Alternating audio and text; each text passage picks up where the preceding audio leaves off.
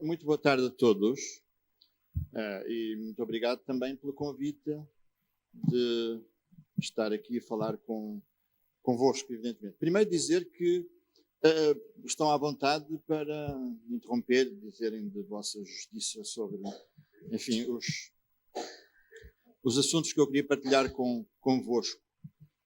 Depois, dizer-vos só que isto foi uma maldade muito grande que me fizeram já. Talvez a responsável seja de facto a Ana, que já nos conhecemos há muitos anos, e fez-me uma maldade terrível de me convidar para estar no Lousal também. Não sei se estão aqui alguém que participou no workshop do Lousal. E portanto, e nessa altura eu fui também participar nessa questão. Obviamente que o que eu queria partilhar convosco tem a ver com a vida ou noutros sítios que não na Terra. O tema que me vejo calcular não é fácil. De modo que há, digamos assim, duas abordagens fundamentais. Uma, quando se trata desta questão, uma é tentar encontrar nos outros locais, planetas, provavelmente planetas a que a gente consegue ir, aquilo a que vulgarmente se chama de assinaturas biológicas, isto é, registros que possam demonstrar a existência ou a provável existência de vida ou de atividade que tenha a ver com seres vivos. Outra é talvez um pouco mais humilde, mas em que, enfim, temos ocasião de mais pessoas participar, que é de procurar na Terra seres vivos que provavelmente podem talvez existir noutros locais.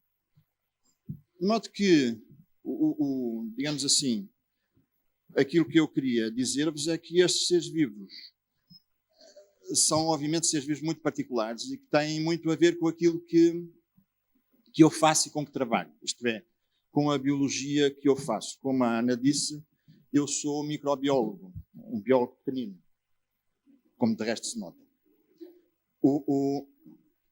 Curiosamente, como vamos ver, eu primeiro vou, talvez, antes de vos tentar chatear com alguma ciência, vou talvez dizer-vos o que é que tenho andado a fazer neste mundo dos micróbios.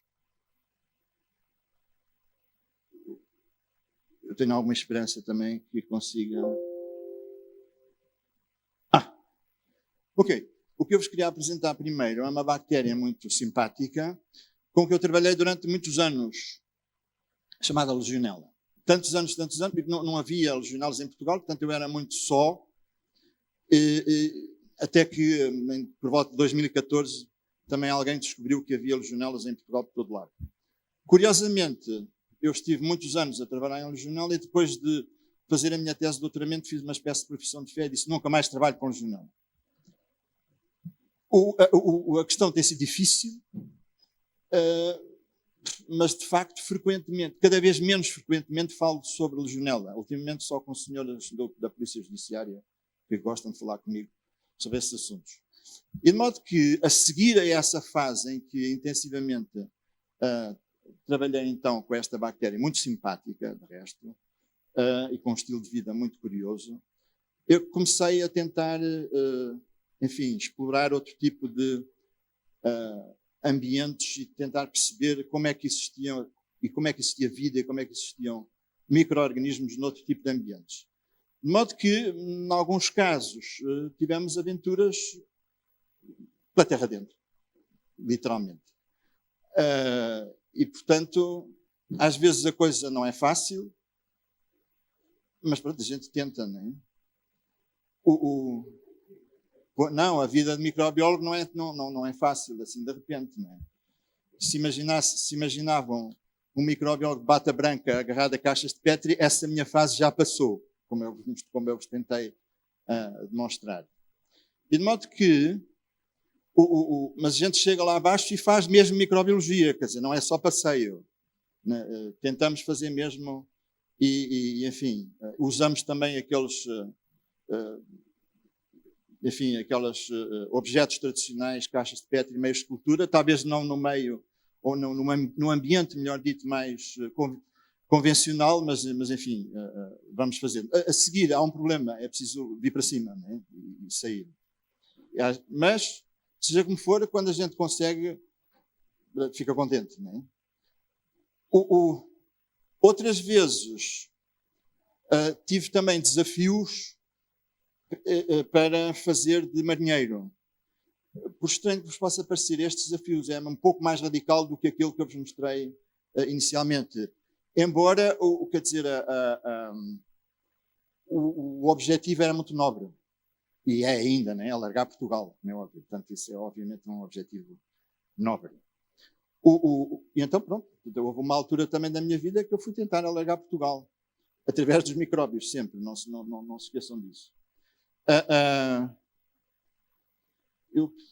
Temos aqui uma seta. Este é o nosso navio, nosso português, navio onde a gente então, quer dizer, eu e muitos outros tentámos então fazer essa tarefa. De resto, ele aqui está muito bem estacionado, ao pé de um dos maiores navios de pesquisa oceanográfica do mundo, chamado Pourquoi-Pas, desta companhia Ifremer. O nosso é este. Portanto, não. É verdade, é verdade. Seja como for, foi muito interessante, posso até contar-vos muito rapidamente, uma história que quando nós estacionámos o navio, não há marinheiros na sala, para não.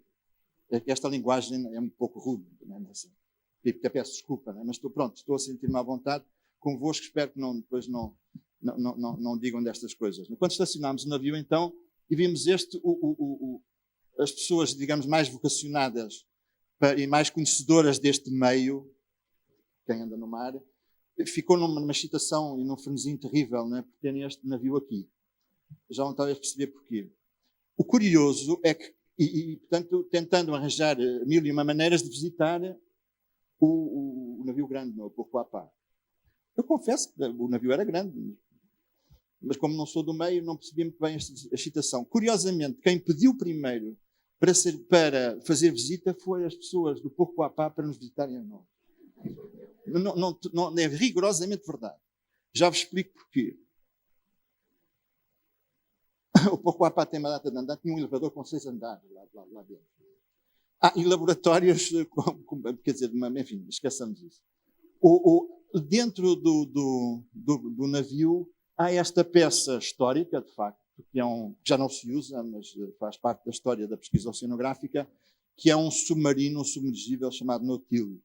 E então o que se usa agora são estes robôs que vão ao fundo do mar, mas a gente não vai lá, fica calmamente sentado numa cadeira, o que é ótimo, a ver a televisão. O que acontece, estes rovos, portanto, são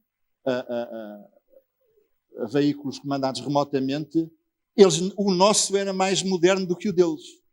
Daí o facto, o nosso chama-se Luso, e de facto era mais moderno, daí o pessoal do Pourquoi-Pas querer visitar-nos também, o que de resto deu depois origem a uma nossa visita ao Pourquoi-Pas. A vida a bordo não quer dizer que seja das coisas mais excitantes, não é?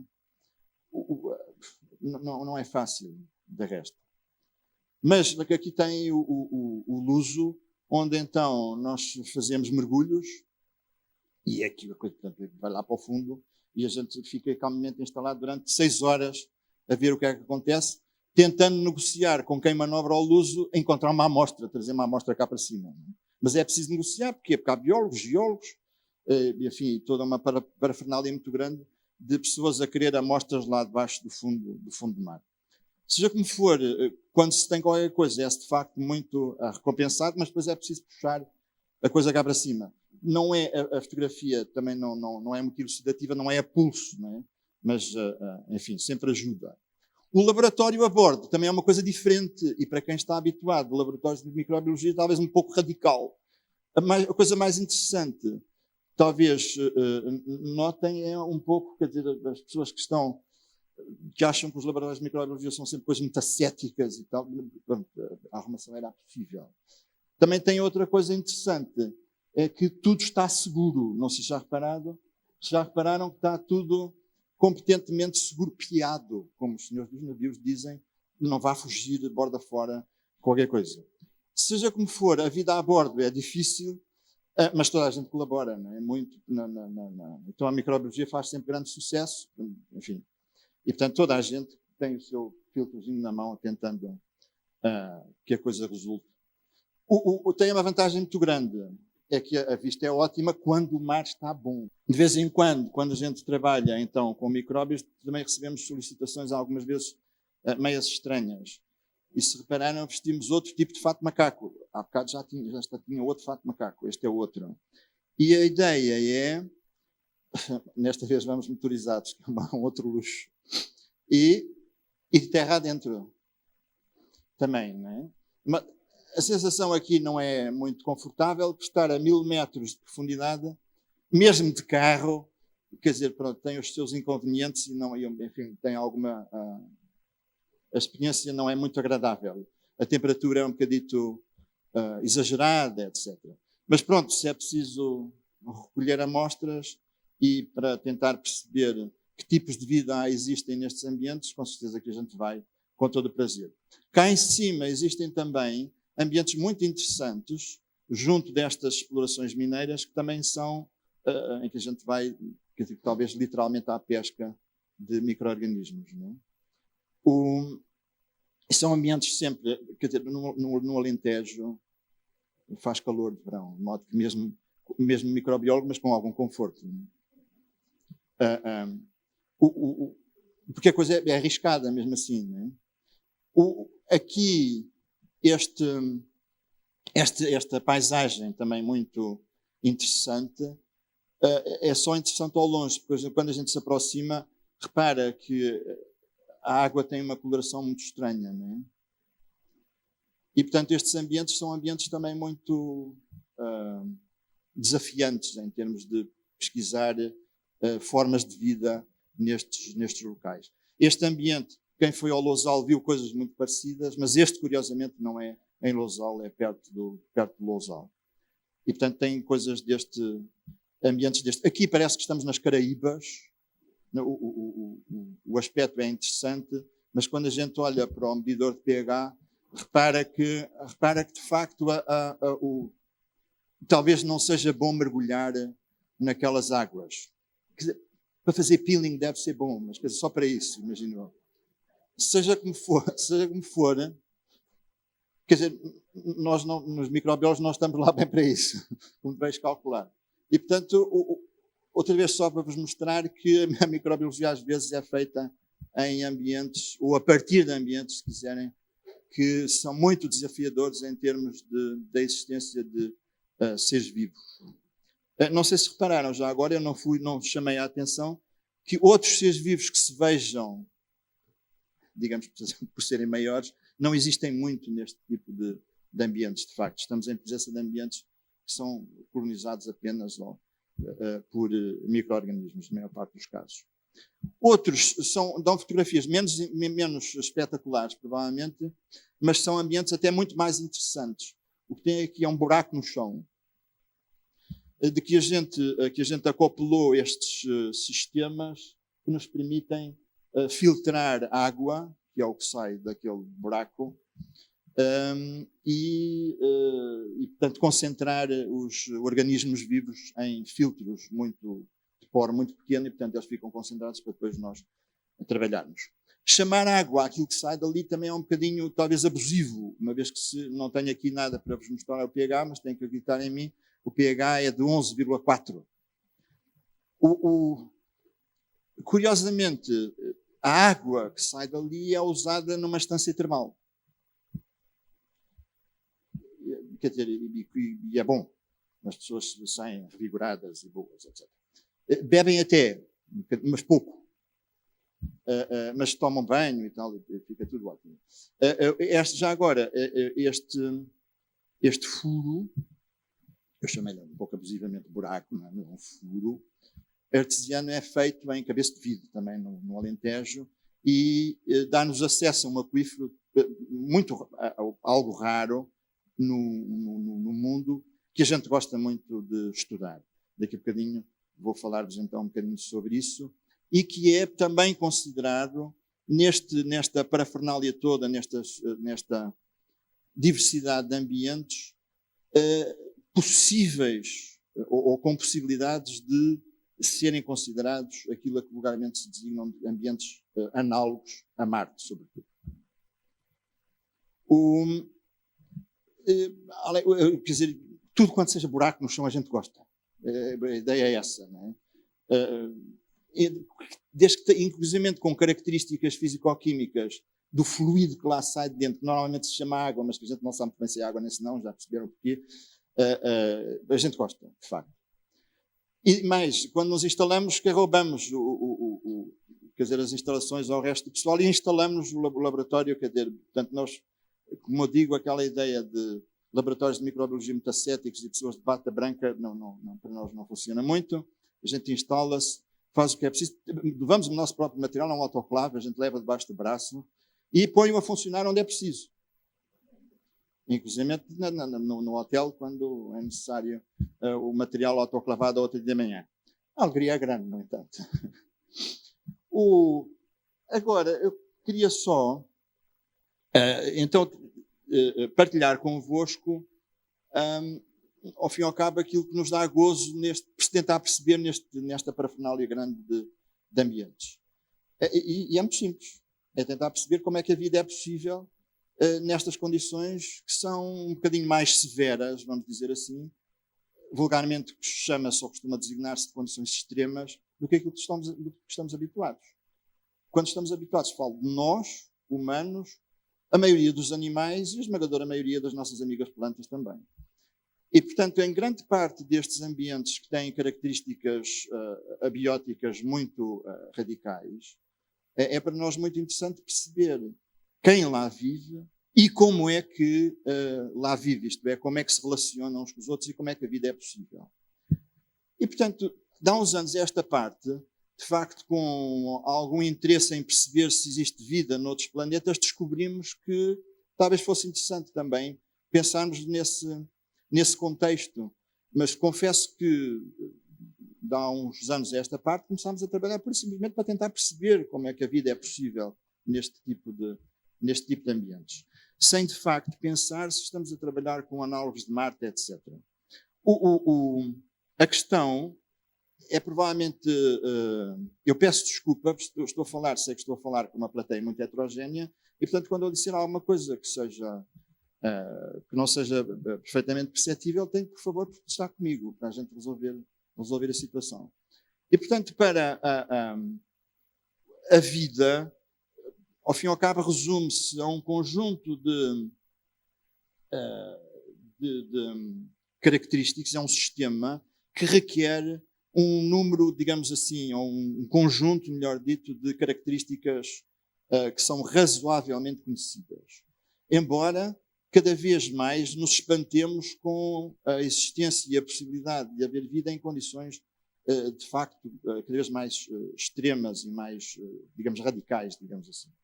De modo que há, obviamente, condições ambientais que são muito faladas, como a temperatura, a pressão, o facto de ter que haver nutrientes, já vamos talvez aflorar um bocadinho mais que tipo de nutrientes é que são absolutamente fundamentais, de ter que haver proteções contra a radiação, sobretudo radiação ultravioleta, etc.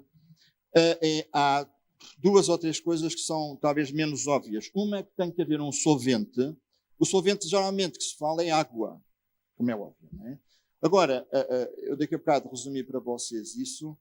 Temos que ter água no estado líquido e disponível. O que é que quer dizer com isto? Quer dizer que pode haver água, há certos tipos de ambientes em que pode existir água no estado líquido, mas ela não está disponível. Porquê? Porque está retida com outro tipo de substâncias. O exemplo mais óbvio que eu vos consigo dar é uma solução muito concentrada com sal. Ou com açúcar, se quiserem, ou com um açúcar qualquer. Não é? Se repararem, o que acontece é que há água lá, mas o problema é que a água está retida relacionando-se com o sal ou com o açúcar e, portanto, há água pouco disponível. Os físicos chamam a isto simpaticamente de atividade da água e medem, consegue-se medir este parâmetro. E, portanto, é necessário que haja água disponível. É necessário também que, para haver vida, tal qual como a gente vai conhecendo, que haja um composto que esteja disponível para ceder eletrões, que seja oxidável, e outro que seja que esteja disponível para receber elétrons. Portanto, por estranho que vos possa parecer, a vida só funciona, ou depende do seu funcionamento, de um fluxo de elétrons. E, portanto, nos ambientes é absolutamente fundamental encontrar em todos estes ambientes qual é a substância que está disponível para dar elétrons e aquela que está disponível para receber elétrons. Por exemplo, usando o nosso caso, talvez para que percebam melhor aquilo que eu digo, nós usamos o nosso fornecedor de elétrons, foi aquilo que vocês comeram ao almoço. Vocês, porque eu comi qualquer coisa antes. E, portanto, não tinha apetite, mas daqui a bocado vou colocar abastecer de fornecedor de elétrons. Depois, nosso receptor de elétrons é muito simples, é o oxigênio. Agora, nem em todos os casos isso é assim, nem em todos os seres vivos o receptor é oxigênio, nem em alguns casos, o dador de elétrons, o oxidante, são os nutrientes, de uma forma de, digamos, matéria orgânica, ao fim e ao cabo, que foi o que vocês todos usaram, aposto, acho eu. Não temos outra capacidade de usar nenhuma. Outra questão interessante, talvez, mas eu queria só abordar esta questão muito rapidamente, só mostrar-vos que é possível, inclusive é possível obter esta informação hoje em dia muito facilmente. As pessoas que estiveram no Lausanne, inclusive eu acho que falámos sobre isso e depois tinham um trabalho a fazer, a seguir, e eu infelizmente não pude ficar lá muito mais tempo, mas deixei até algumas. Hoje existem compilações de informação muito fáceis de obter. E de modo que a única coisa que vos queria partilhar convosco é isso, quer dizer, hoje os organismos, sobretudo, estamos a falar outra vez de micro-organismos, quer bactérias, quer arqueias, são até classificados pela sua capacidade de tolerância a fatores ambientais. Então, temos, em relação, por exemplo, à temperatura, temos, obviamente que os mais vulgares são mesófilos, vivem numa gama de temperatura entre 20 a 45 graus, mas talvez os mais espetaculares sejam os termófilos e os hipertermófilos, que vivem em ambientes com a temperatura acima dos 80 graus. O pH, a mesma coisa, temos uma gama de variações de pH onde encontramos vida e, portanto, adaptações desde pHs muito baixos, perto de zero, há muito pouco tempo, ou até mesmo pHs negativos, que é uma coisa muito exótica, mas também existe, e acima de 11, pH 11, portanto, desde acidófilos a seres vivos hiperalcalinos. E, enfim, a salinidade é a mesma coisa, temos variações, lá está na tal atividade da água, que isso é importante, e depois temos uma outra questão muito interessante e que é muito importante quando se pondera esta questão de haver vida noutros sítios, que são aquilo que nós costumamos designar de poliextremófilos, isto é, aqueles que têm múltiplas adaptações e conseguem viver em ambientes que têm vários extremos destes, isto é, têm temperatura muito elevada, têm o pH muito extremo, têm uma pouquíssima atividade da água, etc. E, portanto, só para vos mostrar, aqui, hoje é também muito fácil encontrar informações sobre as condições ambientais que existem noutros planetas. Aqui temos, obviamente, na Terra, em Marte, Vênus e por aí fora. O que eu só queria chamar a atenção é para os limites conhecidos na Terra, este quadro aqui, o que devemos procurar são estas faixas aqui. Portanto, nós encontramos vida, ou seres vivos, se quiserem, entre qualquer coisa que varia entre pouco abaixo da temperatura de 0 graus e 100 e poucos graus, 119 graus talvez. Aqui são as condições de pH, variam entre 11 e tal e pouco abaixo de 1, 0 qualquer coisa, a expressão, a salinidade. E, portanto, isto dá-nos uma ideia. Estas são as condições que se encontram, os extremos ambientais que se encontram na Terra, e estes são os extremos em que a gente sabe que existe vida na Terra. E podemos, assim, tentar, conhecendo os extremos destas condições nos outros planetas, tentar perceber se existe algum match entre as condições que a gente conhece aqui e noutros sítios. Só para vos mostrar que, para terem a certeza absoluta, que em alguns casos nós conhecemos as bactérias com alguma, ou as bactérias ou as arqueias com alguma intimidade. O que é que eu quero dizer com isto? Que somos capazes de as cultivar, de outra maneira somos capazes de as domesticar. Em alguns casos, hoje em dia, de resto, o grande avanço do conhecimento nesta área tem a ver com a capacidade que nós hoje temos, muito grande, de conhecer as formas de vida sem as cultivar, isto é, sem as trazer diretamente para o laboratório. Apenas conhecendo o genoma desses organismos, podemos tirar conclusões muito interessantes e saber muito acerca do seu funcionamento apenas com o conhecimento do seu genoma, sem nunca as ter visto. É uma pena, a gente não as consegue conhecer intimamente. Como a gente diz um pouco na brincadeira, não as conseguimos domesticar. Porquê? Porque não conseguimos arranjar condições ambientais no laboratório capazes de fazer com que elas proliferem. Portanto, grande parte dos micro-organismos que a gente conhece hoje são esses que nós nunca conseguimos ainda cultivar no laboratório e provavelmente, em alguns casos, não vale a pena sequer tentar. Mas conhecemos toda a sua...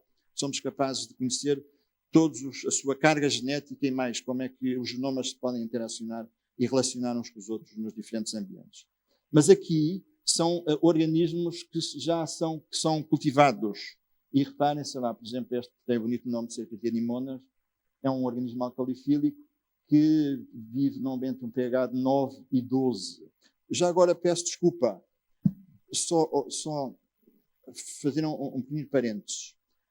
Nós temos alguma tendência a olhar para isto do nosso, quer dizer, é capaz de ser normal, não é? Do nosso ponto de vista.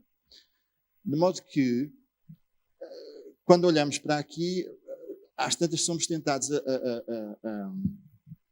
a pensar que estes organismos são capazes de sobreviver a estas temperaturas, a estes pHs, nestas condições ambientais. Não é isso que eu estou a dizer.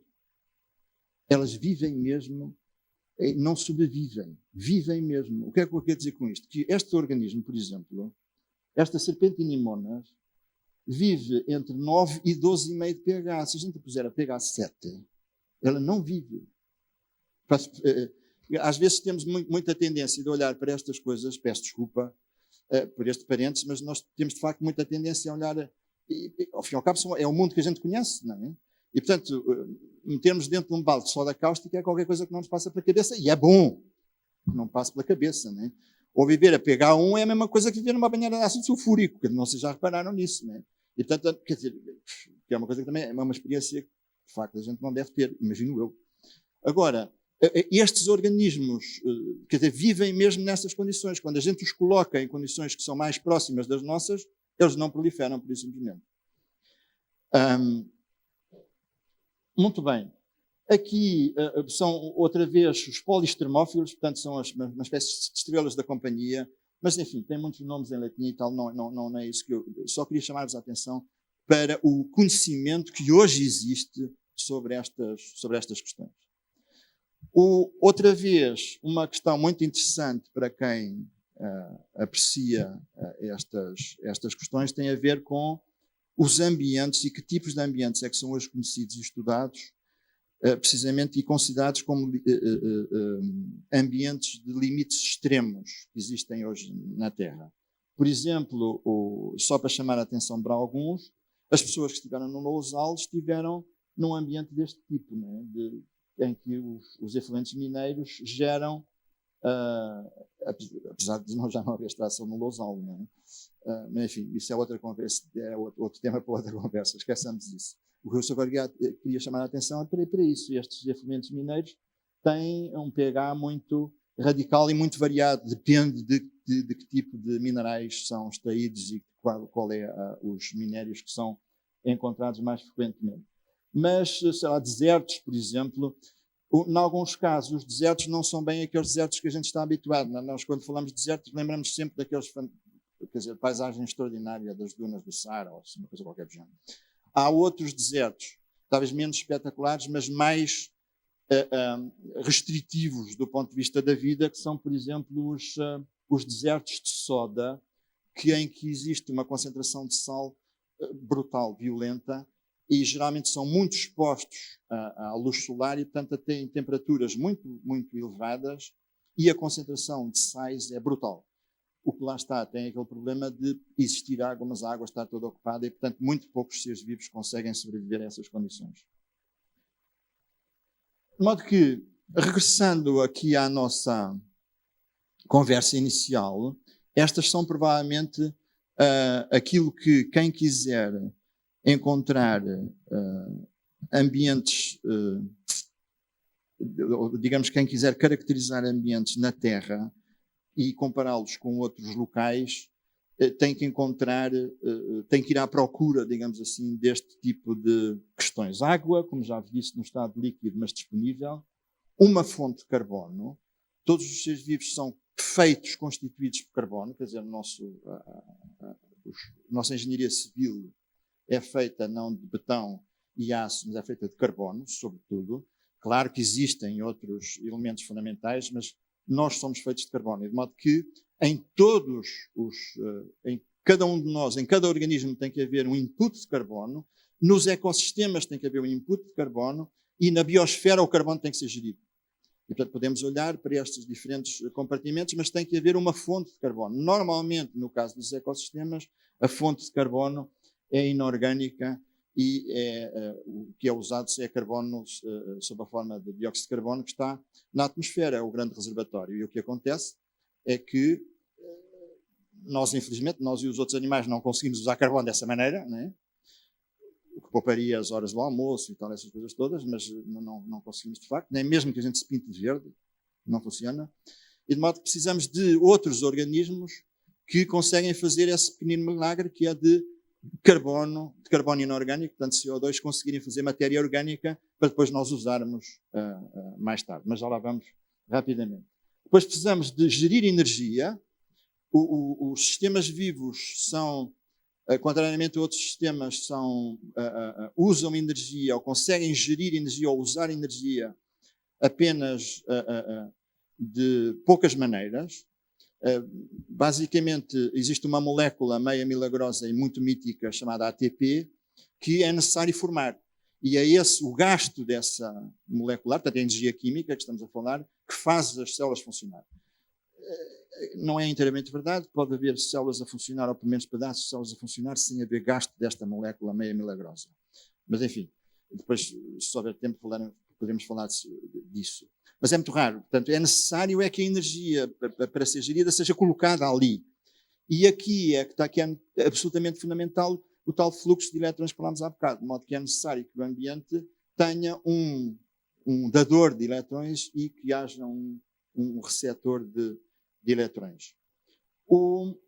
Depois, obviamente, que tem que haver outro tipo de azoto, por exemplo, é outra questão fundamental. Aqui o problema é que, por exemplo, nós não somos capazes de usar azoto da forma mais óbvia, né? Que o grande reservatório de azoto da biosfera é a atmosfera, está sob a forma de N2, mas nós não conseguimos aceder a isso, não temos capacidade de o incorporar dessa forma. Né?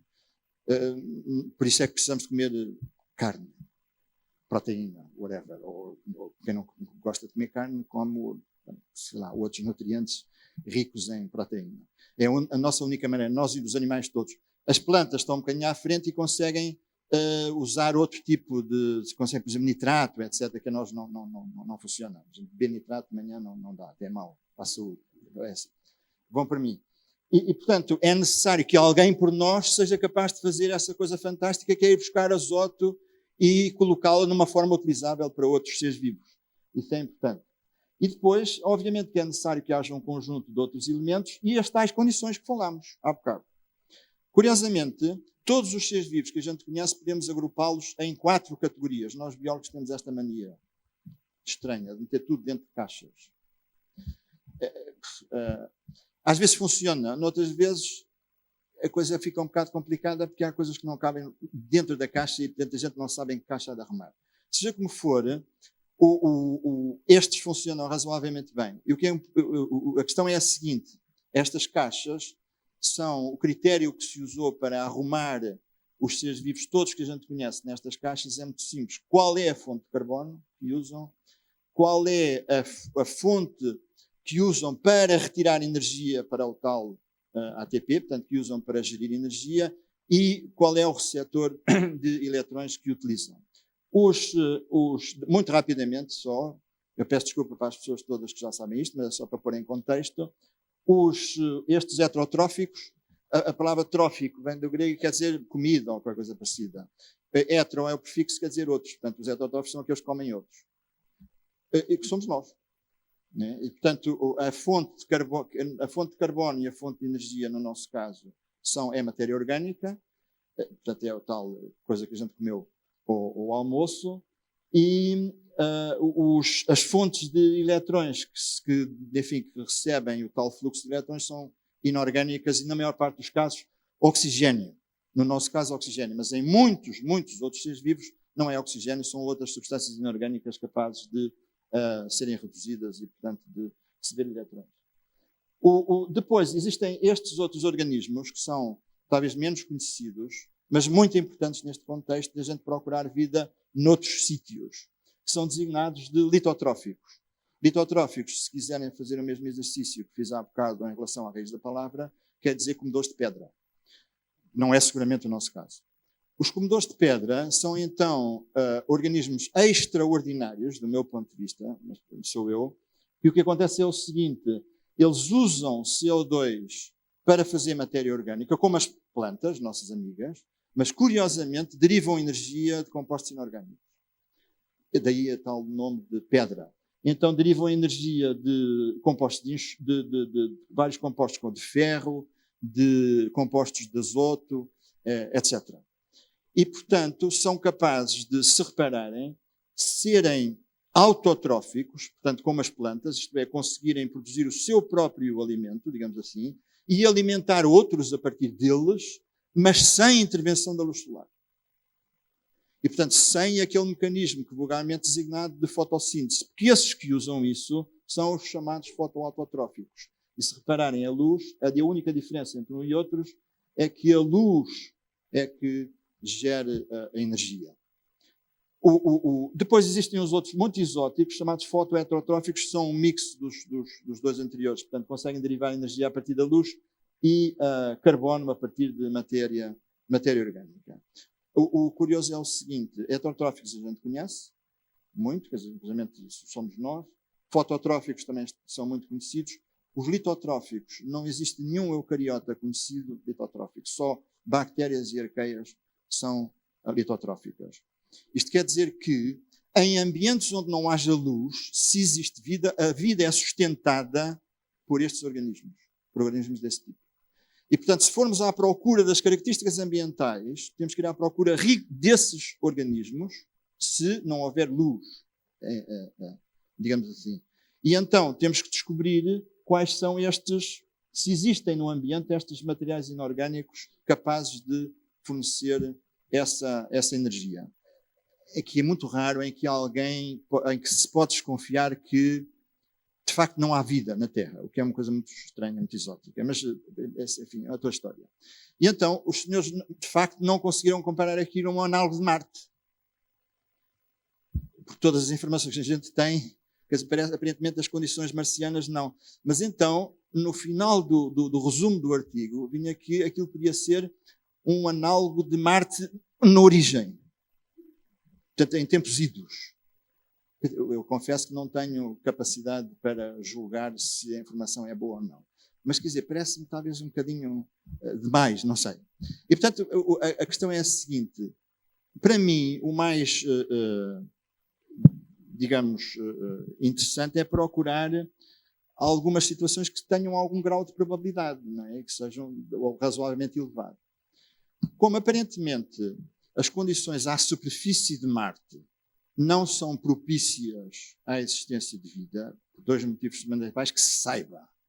Não há água, pelo menos que se saiba, e outro é que a radiação, como a atmosfera é muito rarefeita, a radiação é muito elevada. E, portanto, os níveis de radiação não devem propiciar a existência de organismos vivos à superfície. E, portanto, para mim, talvez um análogo interessante de Marte aqui na Terra são ambientes de profundidade. Percebem agora das primeiras fotografias que eu vos mostrei porque diabo eu vos mostrei que de vez em quando tento ir ao centro da Terra, mas quer dizer, ainda não cheguei lá. Das mais diversas maneiras, inclusive fazendo buracos no chão, quer dizer, no caso já estão feitos. Mas já agora, uma pequena história, os americanos não estão com as mesmas medidas, quer dizer, quando se trata destas coisas não tem problema nenhum. Então, um belo dia, propuseram-nos mesmo vir para cá fazer buracos. Que é possível isso fazer nos Estados Unidos. O pessoal vai para a Califórnia e faz buracos no chão, quer dizer, faz um grande buraco, e é profundo e tal, e extrai o que interessa. Não nos deve explicar. Não, em Portugal não se pode fazer buracos assim, quer dizer, tem que ter autorização, etc. O que a gente usa muito, curiosamente, são buracos já feitos. E há bons buracos já feitos. A minha linguagem está um bocado estranha hoje, peço desculpa. Furos, que são sobretudo aqueles que estão associados à exploração de água para água para engarrafamento, mas essa água é um bocadinho insípida do meu ponto de vista, quer dizer, é pouco excitante, digamos assim. Mas, sobretudo, nós temos muitas estâncias termais que têm furos, inclusive alguns deles muito profundos, e que dos quais conseguimos ter acesso à água com muitas características muito interessantes, temperatura muito elevada, pHs, como mostrei há bocado, etc. De modo que isto, só para vos dizer, que de facto, o que a gente gosta de trabalhar neste contexto são ambientes de profundidade. E de resto existe, não somos só nós, existe um grande, nos últimos anos tem havido um grande investimento na investigação daquilo a que se chama dos ambientes de profundidade, não é? Quer na profundidade, nos fundos oceânicos, quer na placa continental. E de modo que existe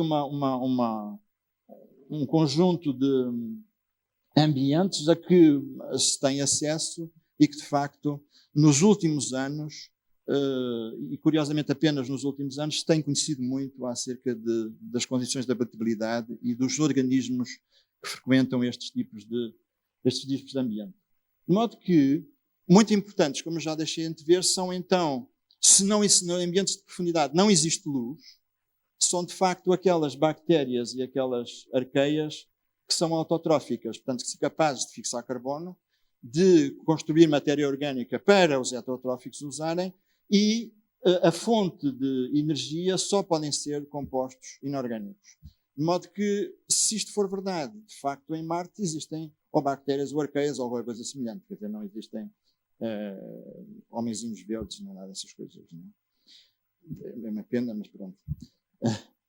De modo que o que acontece é isto, estes organismos são capazes então de colocar energia dos compostos inorgânicos nessa fórmula mítica do tal ATP e em transportadores de eletrões. Os transportadores de eletrões são sempre coisas muito importantes para fazer fluidos, já depois podemos falar sobre isso, se eu me calar entretanto, e essa energia é utilizada então para fixar e reduzir a ATP, que é então o mesmo que as plantas fazem, simplesmente as plantas fazem isto à base de luz.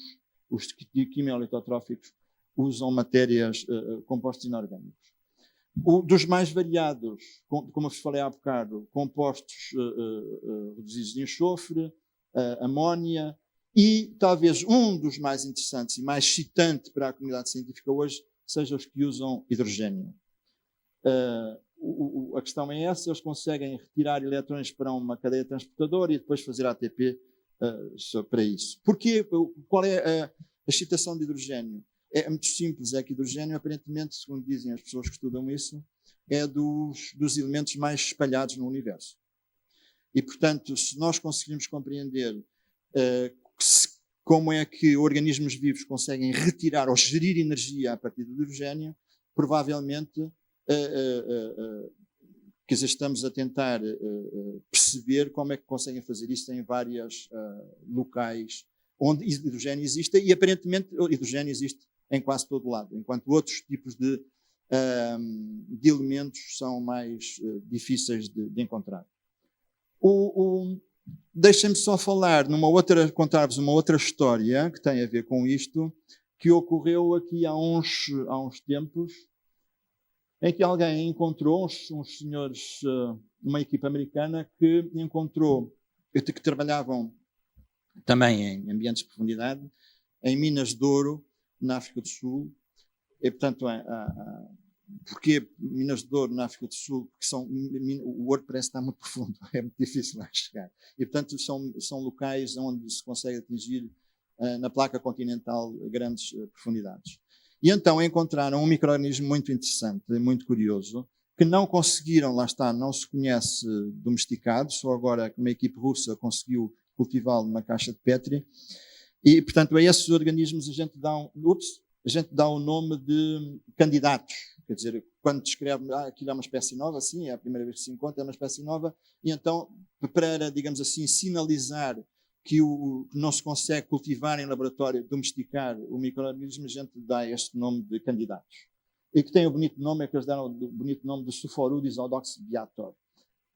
Isto tem a ver, o audox-viator é uma referência a um livro mítico de ficção científica escrito por Júlio Verne, Viagem ao Centro da Terra, em que o personagem principal terminava o livro mandando esta tirada em latim, de modo que os senhores resolveram nomear o organismo com base neste audax viator, portanto, o viajante audaz que chega ao centro da Terra. O que é que acontece? Os senhores encontraram a 2,8 km de profundidade um organismo que aparentemente estava sozinho. Portanto, os senhores o que fizeram foi concentrar, como a gente faz, uma quantidade impressionante de água. Eles encontraram no meio da mina um veio de água que estava isolado há alguns anos. E então concentraram num pequeno espaço, num filtro, como eu disse há pouco, um grande volume de água. E o curioso é que só encontraram um organismo. Eles dizem que, por uma questão de prudência, que 99,9% da população que encontraram era um único organismo. O que é que isso quer dizer? Que esse organismo é capaz de viver absolutamente sozinho, independente dos outros. O seu genoma tem codificado tudo aquilo que nós conhecemos como um ecossistema inteiro. De modo que o curioso deste organismo é esse, é que não interessa aqui o que é que ele faz e como é que faz. Agora, o que acontece é o seguinte, ele, no seu genoma, tem codificado todas as funções que a gente encontra no ecossistema, seja ele qual for. Fixação de carbono, fixação de azoto, tudo. E, portanto, ele é capaz de viver sozinho, portanto, pareça. E é especialmente adaptado a viver em profundidade. Curiosamente, nós uns anos antes tínhamos encontrado, uns anos depois encontramos o mesmo organismo lá no Alentejo, em Cabeça de Vídeo. Curiosamente, ele está aqui, estes são genes que a gente usa para conhecer, outra vez sem usar as caixas de Petri, e aqui está o candidato audax viator e os nossos estão aqui relacionados com ele. Curiosamente aqui no Alentejo não está sozinho, está muito bem acompanhado. Não é? De resto, a diversidade ali em Cabeça de Vídeo é muito grande. Curiosamente, só para vos abrir o apetite e calar-me, o que nós tentamos fazer é perceber como é que nas condições específicas de Cabeça de Vídeo pode existir vida. E digamos, as características geológicas são de facto consideradas normalmente um análogo de Marte. São ambientes derivados os geólogos devem saber isso melhor que eu, derivados onde ocorre fenómenos de serpentinização, formação de serpentinídeos. E o giro é o seguinte, o que nós conseguimos perceber é que aqui as velhas questões de onde vêm os eletrões e de onde vem o carbono e de onde vem o fluxo de energia, neste caso, o fluxo de energia vem do uso de metano, que aparentemente parece que também existe em Marte. O metano é produzido, neste caso, não por arqueias. Normalmente, nos ambientes, o metano está presente porque é de produção biológica, não por bactérias, não há nenhuma bactéria capaz de produzir metano, mas aqui não. São as reações geológicas que dão origem ao metano. E, portanto, digamos assim, que aparentemente é isso que proporciona ou que justifica a manutenção de todo o ecossistema neste caso. Esse metano é usado em conjugação com compostos de enxofre, nomeadamente sulfato. Depois, a grande inquietação neste ambiente muito curiosamente, é a fonte de carbono. Porquê? Porque, curiosamente, até existe carbono. O problema é que a pH 11,4, o carbono precipita todo e não fica, digamos, viável para os organismos usarem. De modo que o nosso grande problema é explicar, ou tentar explicar como é que é possível alimentar este ambiente de carbono, o estranho que isso possa parecer. De modo que, curiosamente, o que a gente suspeita muito é que reações inorgânicas, portanto, que ocorrem de interação água-rocha, no tal processo de serpentinização, conseguem formar compostos como formato, acetato, etc., que depois podem originar CO2, que pode ser usado depois para todo o ecossistema funcionar. De modo que este era só um exemplo, sem vos maçar. Obviamente que há aqui nomes estranhos, não é para isso que eu queria que olhassem, de um exemplo de um ambiente em que nos dá especial gozo trabalhar, tentando perceber como é que é possível haver vida aqui. E pronto, eu peço desculpa de vos ter amassado durante este tempo todo. Espero que ainda tenhamos pelo menos 5 minutinhos para falar.